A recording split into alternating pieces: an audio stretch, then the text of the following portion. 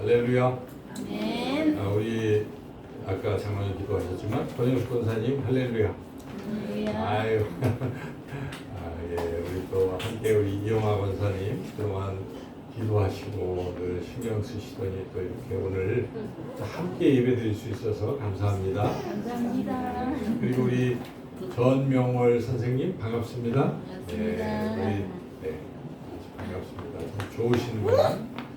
그래서 하나님께서 이렇게 또 만나게 해주셔서 우리 권사님과 함께 생활할 수 있게 해주셔서 참 감사합니다. 작년 초인가요? 스포츠를 좋아하시지 않는 분들은 별 관심이 없을지 모르지만은 대한민국의 이제 남성들이나 또 축구를 좋아하시는 분들은 우리 아시안컵인가 뭐가 있었습니다. 축구. 네, 그래서 우리가 준결승에 이제 올라갔는데 준결승전을 하는데 사람들이 이제 막 기대를 하고 했는데 깜짝 놀라운 소식이 들려왔습니다. 소위 탁구 게이트 이런 게 발생을 했는데 그 내용이 뭐냐면 우리 이제 축구의 대들보 같은 사람이 손흥민 선수인데 또 이제 앞으로 차세대의 또 선수가 이강인 선수였습니다. 그런데 둘이 이제 다툼이 일어난 거죠. 그래서 탁구를 다 좀 생각도 하고 이제 준비를 해야 되는데 그래서 모이자고 하는데 탁구 치러 간 거죠. 젊은 선수들이 이강인 선수를 주축으로. 그래서 주장이었던 손흥민 선수가 이제 그러지 말라고 빨리 오라고 말리는 과정 중에 다툼이 일어나서 손흥민 선수가 이제 손가락을 다치고 이래가지고 이게 뭐냐 해가지고 이제 했는데 내용을 알고 보니까 항명을 한 거죠. 어린 선수들이 그 주축이 이강인 선수였기 때문에 그 전에 막 사람들이 이강인 선수를 좋아하고 차세대에 뭐 그런데 손흥민 선수를 더 좋아하다 보니까 그리고 또 이치적으로 이게 맞지 않는 겁니다. 이게 한 팀이 잘 해서 해야 되는데 항명을 했기 때문에 그래서 그동안 그렇게 이강인 선수를 좋아하던 사람들마저 순식간에 거의 이제 막 비난하고 그래서 팬심이 악화되니까 광고도 다 내렸어요 그때. 그 정도로 이 팬이라는 것 자체가 우리가 생각해 보면 굉장히 막 뜨겁게 지지하는 것 같은데 한순간에 돌아설 수 있다는 것이죠. 팬이라는 건 그런 것입니다. 자기 마음인 것이죠. 자기가 좋아하고 싶으면 좋아하고 싫어하고 싶으면 싫어하고 그런 겁니다. 자기 중심적인 거죠. 그런데 오늘 이제 우리가 읽은 본문의 말씀이 이제 그러한 일이 조만간 이제 발생하기 직전에 우리 예수님께서 미리 소위 팬과 같은 무리들에게 당부하시는 그런 말씀입니다. 그래서 이 팬들은 사실 예수님을 굉장히 지지하고 있었습니다. 수많은 사람들이 예수님을 따라가고 그랬죠. 그래서 오늘 본문의 시작이 그렇게 우리에게 이야기하고 있어요. 본문을 우리가 한번 25절 읽어보겠습니다. 수많은 무리가 함께 갈새. 수많은 무리가 예수님과 함께 가는 거예요. 이 수많은 무리를 우리가 보지는 못했지만은 성경을 쭉 생각해 보면 어떤 사람들일까가 짐작이 갑니다. 수많은 사람들 중에 대부분은 아마 그 병을 고침을 받았거나 또는 병 고치는 예수님의 능력을 들었거나 그래서 또 기대를 하고 자기가 병들었거나 또는 자기 가족 중에 누군가 병들어 있기 때문에 어떻게 하면 또 고침을 받을까 따라가자 해서 따라간 사람이 많았을 거예요. 그리고 또 어떤 사람들은 물질적으로 오병이어의 기적 뭐 이런 것들을 또 경험하기도 하고 하면서 그런 것들을 또 체험을 받을 수 있을까 이런 생각을 하고 따라가는 사람들도 있었을 것입니다. 또 어떤 사람들은 이제 지금 당시 이스라엘은 어떤 상태냐면 로마의 식민지예요. 그러니까 우리나라가 36년 일제 식민지에 있었을 때만 해도 그때 이 조국의 독립을 위해서 얼마나 간절히 노력합니까? 근데 더 오랜 시간 동안 그러고 있는 거예요. 그렇기 때문에 이스라엘 사람들의 소원은 이게 빨리 독립되는 겁니다. 누군가 나타나서 독립시켜주면 얼마나 좋을까. 그런데 구약 성경의 예언의 말씀은 그리스도라는 자, 메시아라는 자가 나타나서 다시 다윗의 후손이 나타나서 왕이 돼서 우리를 해방시켜 줄 것이다 하는 그러한 소망들이 있었던 것입니다. 기대가 있었는데 지금 이렇게 보니까 예수님이 그분 같아요. 저렇게 어떻게 기적을 베풀 수 있을까? 저분이면 가능할 거야 하고 그런 기대감으로 예수님을 따라온 사람들도 있을지 모르겠습니다. 그런 거죠. 그런 사람들이 이제 쭉 따라오고 또 그 중에는 어떻게 하면 예수님을 죽일까 이런 생각을 하면서 수많은 무리에 슬쩍 묻혀가지고 따라간 사람들도 있었어요. 율법 바리새인 또 무슨 사두개인들 제사장들 이런 그룹에 이 사람들은 어떻게 하면 흠을 잡을까 해서 따라온 사람들도 그 중에 섞여 있을 것입니다. 이렇게 수많은 무리가 예수님을 따라오고 있다는 것이죠. 그런데 예수님은 미래를 다 아시잖아요. 앞으로 어떻게 될 것을 다 아십니다. 저들이 나를 배반할 걸 아시는 거예요. 그래서 지금 예수님은 예루살렘을 향해서 가고 계세요. 조금 있으면 지금 가고 계시는 것은 곧 이제 처음에 들어갈 때 입성할 때는 막 호산나 다윗의 자손이요 막 환호하지만 불과 한 5, 6일 지나고 나면 바로 십자가에 예수님이 못 박히는 장면을 보는 거죠. 십자가에 끌려가는 걸 보면서 우리의 메시아가 아니었네. 말이 안 되잖아. 이런 생각을 하는 거예요. 그래서 갑자기 돌변하게 된 것입니다. 네가 하나님의 아들이면 내려와봐. 또 때리고 조롱하고 그렇게 따라갔던 수많은 무리들이 돌변했다는 것입니다. 성경은 그것을 우리에게 잘 말씀해 주고 있습니다. 보면서 후반부에 가면은 그 사람들이 그렇게 변하게 된 것입니다. 수많은 무리, 예수님을 따라갔던 수많은 무리가 그렇게 변해서 예수님을 죽이고 조롱하고 했다는 것이죠. 마치 아까 제가 말씀드렸지만 그렇게 한 거예요. 이강인 선수 막 좋아하고 했지만 하루아침에 이제 그런 걸 우리가 팬이라고 하는 것입니다. 팬들은 자기 마음대로 해요. 그래서 오늘 설교 제목을 팬인가 제자인가 이런 제목으로 우리가 은혜를 나누려고 합니다.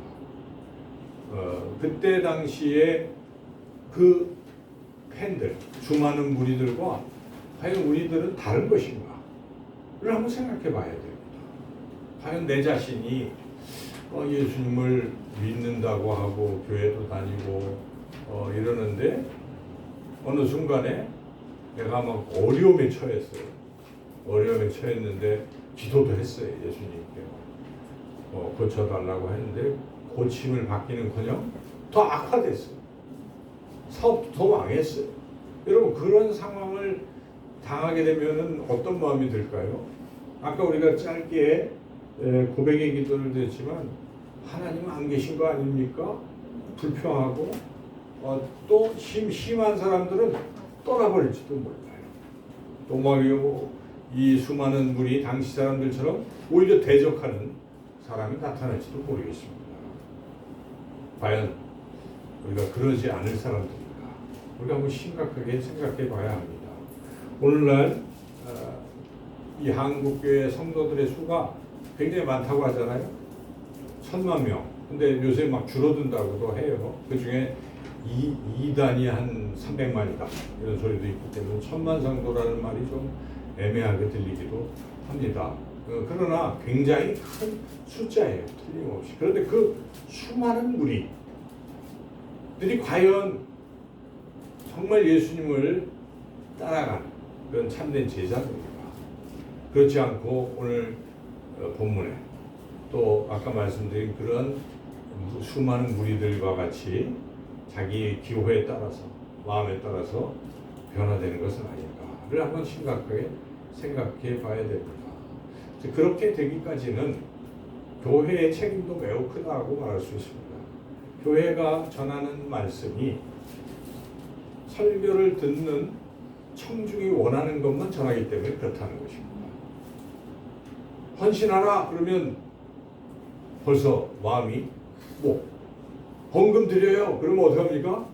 야 하고 떠나고 욕하고 와 교회가 돈만 말 이렇게 되는 그런 흐름도 있고 어떤 교회는 뭐 그렇잖아요. 그러니까 감히 설교를 못 않는 거예요. 뭘 들으면 좋을까? 위로의 설교 중요하죠 물론. 그런 설교를 해야만 만족하고 그렇지 않을 경우는 굉장히 껄끄럽게 생각하고 싫어하고 또 수많은 무리들 팬들은 그런 거예요. 옮기기도 합니다. 팬들은 자기가 좋아하는 어떤 게 있었는데 아유 실망하면 어떡합니까? 딴 데 팬이 되기도 해요. 요즘 교회에 많은 성도들이 쇼핑하는 사람들도 많다는 것입니다. 그래서 이 교회를 나가봐서 자기 마음에 드는 것이 있으면 머물고 마음에 안 들면 또 다른 곳에 가서 쇼핑을 하는 것입니다. 그러니까 과연 신앙인가? 과연 예수의 제자인가를 우리가 깊이 생각해 봐야 합니다. 그러니까 자기가 원하는 것을 얻기 위해서 교회를 나오는 것인지 이것은 뭔가 잘못되어 있다는 것이죠. 근데 그렇게까지는 이런 교회가 그냥 하나님의 말씀대로 이렇게 전하는 그런 것이 아니라 청중의 필요를 충족하기 위해서 하기 때문에 그럴 수도 있다는 것입니다.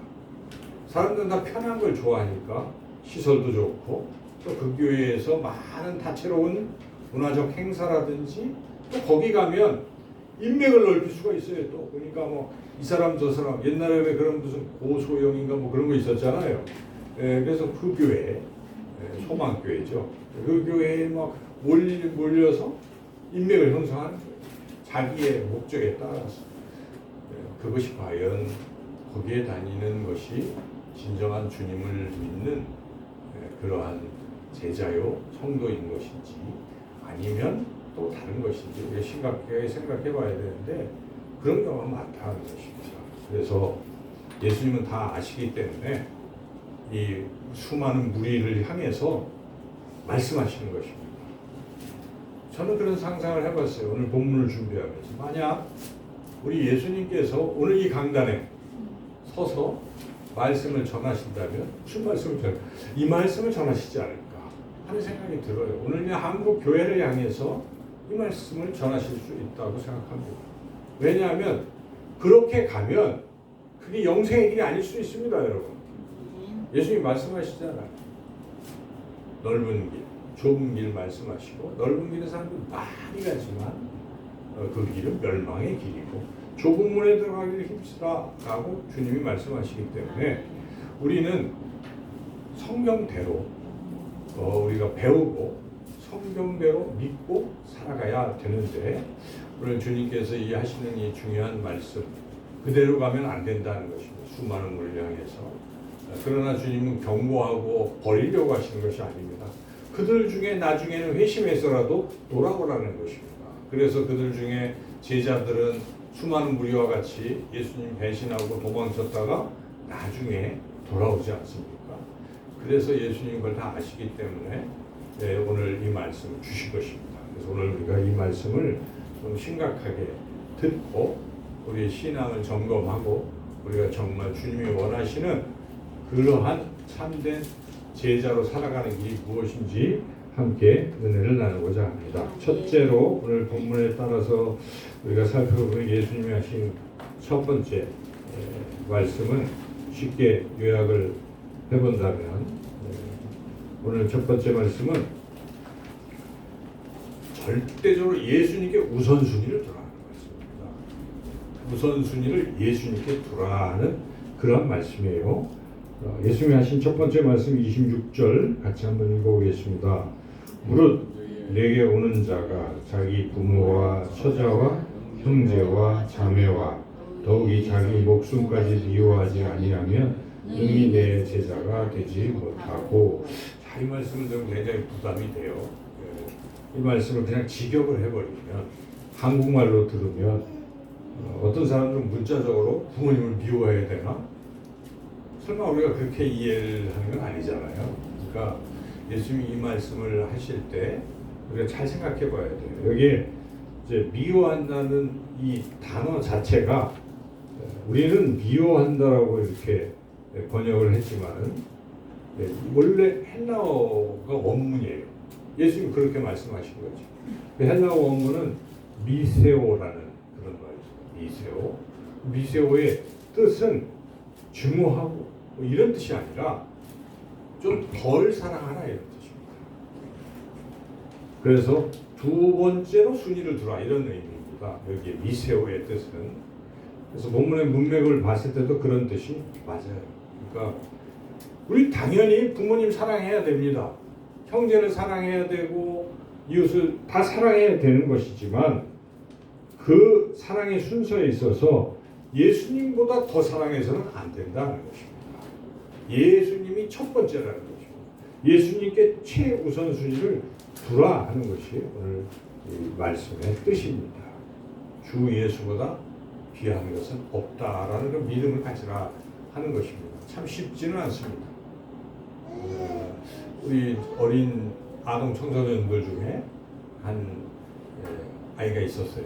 교회를 잘 안 나와요. 그래서 제가 뭐 왜 안 나오냐? 놀러 가서 안 나와요. 야, 놀러 가도 여기 나올 수 있잖아. 그런데 아빠가 물어본대요. 아빠는 이제 예수님 안 믿고 교회를 안 다니니까 이렇게 물어보는 거예요. 너 교회하고 아빠 중에 누구를 더 사랑해? 이렇게 직접적으로 질문을 던졌을 때 딸이 뭐 아직 신앙이 연결되지 않았고 뭐라고 대답을 했습니까? 아빠를 더 사랑한다고 하겠죠. 그래서 잘 안 나와요. 그와 같은 일이 비단 어린아이들에게만 있는 게 아닙니다. 우리도요. 너 네 자식보다 뭐 이런 거 어떻습니까? 거기에 제대로 반응하기가 쉽지 않아요. 그렇기 때문에 자녀들 양육하면서 고3 되면은 공부해, 학원 가 괜찮아. 나중에 너 대학교 가고 교회 다녀도 돼. 이렇게 말하기 일수라는 것이죠. 근데 그게 잘못된 것이죠. 그렇게 하면 나중에 대학 가도 안 나가는 것이죠. 그때 설령 대학을 못 가도 너 하나님 믿어야 돼. 예수님 믿어야 된다고 만약에 가르쳤다면 평생 예수님을 믿고 사는 거예요. 예수님 길을 내시겠죠. 그러니까 이 신앙이라는 게 참 쉽지가 않습니다.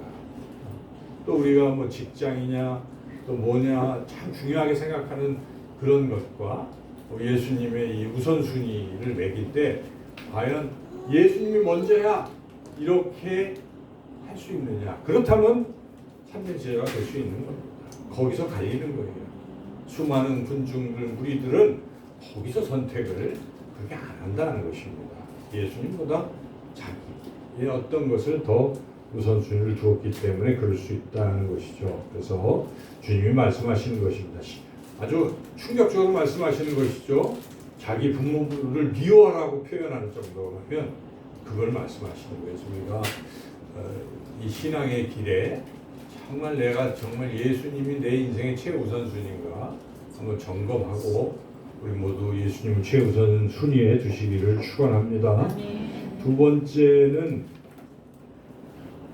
예수님을 왕으로 모시라는 것입니다. 자기를 부인하고 예수님을 왕 비슷한 의미긴 한데 여기에는 결정적인 게 자기를 부인하는 게 참 중요한 것입니다. 27절 또 한번 같이 읽어보겠습니다. 27절 말씀 읽겠습니다. 누구든지 자기 십자가를 지고 나를 따르지 않는 자도 능히 내 제자가 되지 못하리라.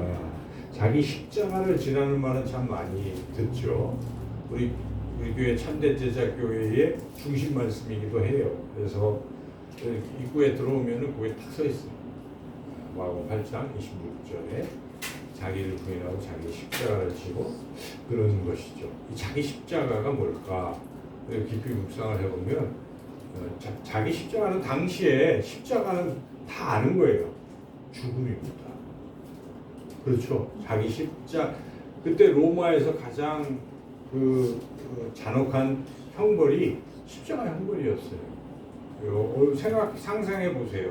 우리가 죽을 때 그냥 순간 죽으면 괴로움이 그리 없을 수 있는데 만약 이렇게 십자가에 못 박혀서 피 흘려서 막 거기서 계속 고통 속에 있다가 죽는다면 심하죠. 그렇기 때문에 당시에도 십자가형은 가장 잔혹한 사람에게 정치적 이런 사람들에게 내리는 형벌이었는데 결국 자기 십자가를 진다는 것은 그런 고난과 죽음까지도 감수하라는 뜻입니다. 그럼 우리가 이걸 어떻게 또 해석을 해야 되는가? 우리는 계속 고난과 여기서 말씀을 가장 어려운 거 우리가 하는 것은 자기의 생명이잖아요. 처음에 내놓기 힘든 거. 근데 그것도 부인할 수 있을 정도로 자기의 모든 삶의 가치관, 자기의 목표 뭐 이런 것도 일단 죽이라는 것은 그걸 주장하지 말자는 거지. 일단은 그것보다는 먼저 예수님께서 말씀하시는 것에 내가 순종하는 것이죠. 그래서 결국 자기 마음에 왕자가 있을 거 아니에요. 가장 중심이 되는 그 자리에 내가 딱 앉아 있는 것이 아니라 예수님을 딱 앉혀드릴 수 있느냐 하는 것입니다. 예수님을 믿는다는 것 자체의 의미가 거기에 있거든요. 사실은 내가 인생에 내가 주인이 돼서 내 마음대로 막 하고 살다가 어느 순간에 예수님을 알고 예수님이 나의 모든 죄를 다 용서해 주시고 예수님을 믿으면 영원한 하나님 나라에 갈 수 있다 하는 것을 내가 들었을 때 야 그러면 내 예수님 믿겠다라고 결단했던 그 순간만큼은 그리고 예수님을 내 안에 모셔드리고 이제 내 인생의 운전대는 예수님께 내어드립니다 라고 우리가 고백하고 시작하는 것입니다. 그 순간을 다시 기억하라는 것입니다. 그래서 항상 살면서 내 인생의 주인은 내가 아니고 예수님입니다. 내 왕자에는 지금 예수님이 계십니다 라고 생각하는 그런 사람이 예수님의 참된 제자라는 것입니다. 그 순간에 자기 마음대로 살아간다면 예수님의 제자라고 말할 수가 없습니다. 그래서 예수님 그것을 지금 말씀하시는 것입니다. 자기 십자가를 지라는 것은 이제 세 번째는 좀 복잡한데 이런 제자가 되는 길에 좀 신중히 계산도 다 해보고 안 하려면 아예 하지 말라는 것입니다. 하려면 하고 말려면 말아야지 괜히 교회 다니는 수많은 무리 중에 한 사람으로 흉내만 내다가 모양만 내다가 무늬만 그리스도인으로 살지는 말라는 것입니다. 그러려면 아예 하지 말라. 결정하라는 것입니다. 왜 우리 존 스토트의 기독교 기본진리 책에 보면은 이게 그대로 나와요. 그래서 뒤에 보면 초신자인데 예수 믿으세요라고 건면할 때 이것도 같이 나와요. 결단하라는 것인데 여러분. 근데 우리는 전도할 때 그렇게 전도 안 하잖아요. 일단 천국 뭐 이런 것만 얘기하지 예수님 믿는다는 것이 얼마나 대가를 지불하는 것인지는 얘기를 안 해준다는 것입니다. 그러므로 많은 그리스도인들이 양산이 되는데 진정한 의존 찾아보기 힘들다는 것입니다. 그게 잘못됐다는 것이죠. 근데 그 말이 맞아요. 우리 선배 기독교인들을 생각해 보면 어떻습니까? 그때는 세례받는 게 거의 모든 거 버리는 것입니다. 그때 양반이었던 사람들 세례받으려면 노비들 다 이렇게 보내야 돼요. 그런 거예요. 자기가 하는 건 다 끊고 뭐 이런 결단을 해야만 술 마시던 사람 끊어야 세례 주는 것입니다. 근데 요즘 그런 거 상관없이 그냥 남발하는 것이죠. 뭔가 잘못된 것입니다. 그런데 그것은 진리, 기독교의 기본 진리는 비용을 계산해 보라는 것입니다. 그래서 오늘 예수님이 그것을 좀 길게 비유로 말씀하고 계신 것인데 한번 우리가 두 가지 비유인데요. 나눠서 한번 보시면 첫 번째 28절에서 30절 읽어보겠습니다.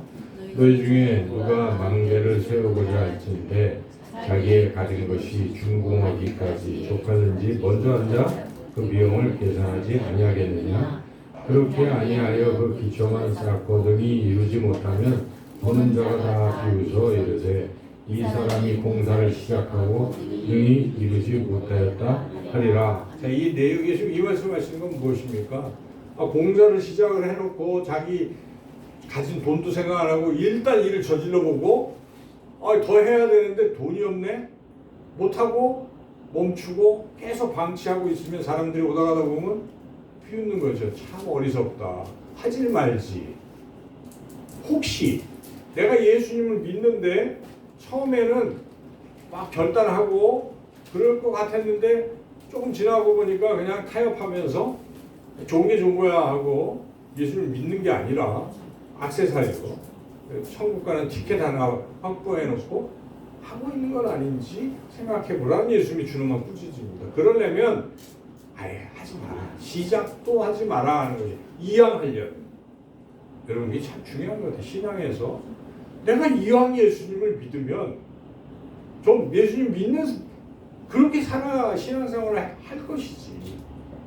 그냥 이것도 아니고 저것도 아니고 양다리 걸치고 그냥 세상 좋을 때는 거기 가서 막 휩쓸려서 놀다가 이건 천국 가야 되는데 하고 와서 모양만 내고 또 이제 주일 딱 떠나고 가면 세상에서 흥청망청 똑같이 아니면 더 심하게 마구 살다가 자신만만하게 살다가 난 천국 갈 거니까 그것도 와요. 근데 성경이 그거를 어떻게 생각하느냐는 것입니다. 오늘 예수님이 그 수많은 무리를 하시는 말씀은 그럴 바에는 비용 계산해보고 시작도 하지 말라. 이런 비유의 말씀인 것입니다. 잘 생각해보라. 비용을 지불할 각오를 하라라는 그런 말씀이에요. 계속해서 반복해서 말씀하시는 31절에서 32절도 읽어보겠습니다. 또 어떤 임금이 다른 임금과 싸우러 갈 때에 원저한 자 1만 명으로서 저 2만 명을 거느리고 오는 자를 대적할 수 있을까 헤아리지 아니하겠느냐? 만일 못할 터이면 그가 아직 멀리 있을 때에 사신을 보내어 화친을 정할지니라. 자, 이 말씀은 지금 싸움이 붙었어요. 어떤 임금이에요. 근데 저쪽 임금이 보니까 군사가 우리 2배나 돼. 붙어볼까 하는데 저 붙어서 싸우면 끝장나는 겁니다. 질 게 뻔해요. 다 전멸이에요. 그럴 때 뭐 하라는 것입니까? 항복하라는 거죠. 항복하고 거기에 종이 되는 게 자기의 목숨을 건진다. 자, 이 말씀을 예수님이 왜 하셨는가? 이거는 그 다음에 33절에서 결론을 내린 걸 보면 왜 그렇게 하셨는지 우리가 알 수 있는데 33절을 보겠습니다. 이와 같이 너희 중에 누구든지 자기의 모든 소유를 버리지 아니하면 능히 내 제자가 되지 못하리라. 소유를 버린다는 뜻이 이 31절, 32절의 비유와 연결된 것입니다. 그것이 무엇이냐면 자, 이 임금이 저 임금과 싸워서 안 될 것 같으면은 포기하라는 것입니다. 왕권도 포기하고 다 내려놓고 차라리 그 임금 밑에 들어가면 사는 거예요. 그렇게 하는 거예요.